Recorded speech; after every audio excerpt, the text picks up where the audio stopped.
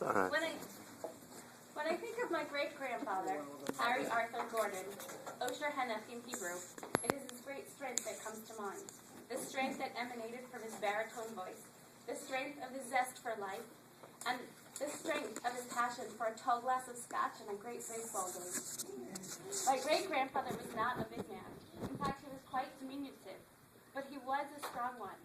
He was a carpenter by trade, and he had these incredibly strong hands. He was a floor layer, my father tells me, and he could set the floor and drive a nail in with 2 powerful blows, a remarkable feat for someone in his trade. To this day, when I think of him, I can still feel his great big bear hugs and crushing handshakes. I can also hear his strong baritone, albeit raspy voice, and his belly laugh ringing in my ears. But most of all, it is the strength of his character that comes to mind. How much he loved and doted on his daughter, my Grandma Jewel. When she was bullied in school, he taught her how to fight back.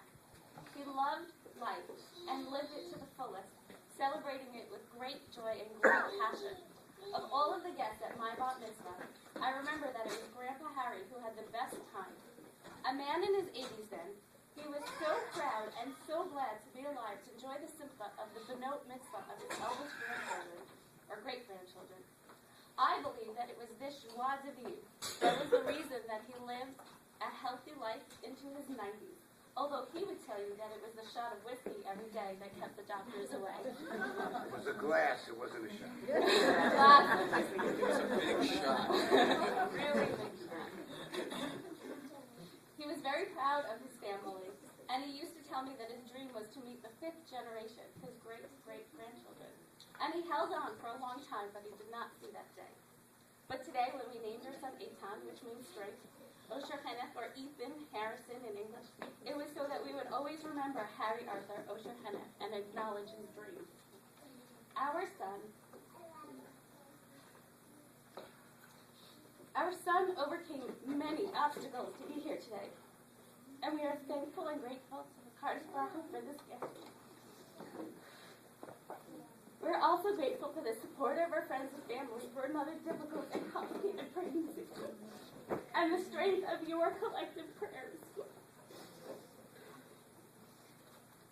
Ethan has already demonstrated his great-grandfather's strength in overcoming one obstacle after another over the last 9 months. And my blessing for my son on the day of his birth is that may he continue to follow in his great-grandfather's footsteps, and may he continue to go from strength to strength. Thank you for all sharing our secrets.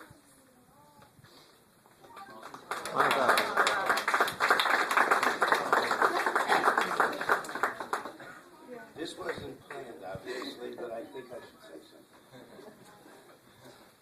None of you would be here today if it wasn't for my grandfather. And you may say, what's he talking about? I'll tell you what I'm talking about. When I was in 8th grade, we lived in Valley Stream, Green Acres, on Long Island. There's a bridge that you walk across in order to go from the high school to the path that led to my house. It was wintertime. As I crossed over the path, a whole bunch of kids were down the stream, yelling and screaming at something that was in the river. And the stream was covered with ice. We had a dog, it was a Dalmatian.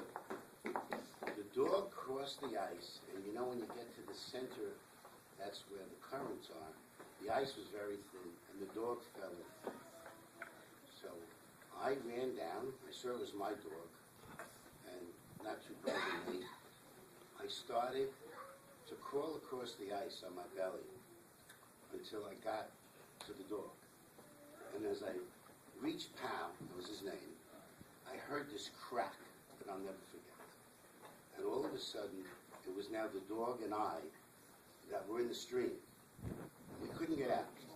We would push down on the ice would break, it was cold, and somebody ran to my house. There was nobody home. Mindy ran to the house. There was nobody home.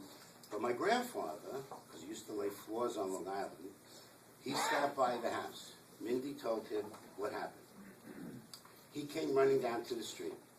He was only about 5'2", 5'3", extremely strong. He took a look, and he was smarter than I was. Instead of trying to crawl across the ice, and that would be 3, he grabbed a willow branch, a long, fresh willow branch, that nobody, I guarantee you, in this room could possibly break off the tree.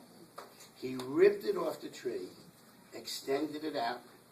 I grabbed onto the willow branch, and he was able to pull me out, and the dog followed. Okay?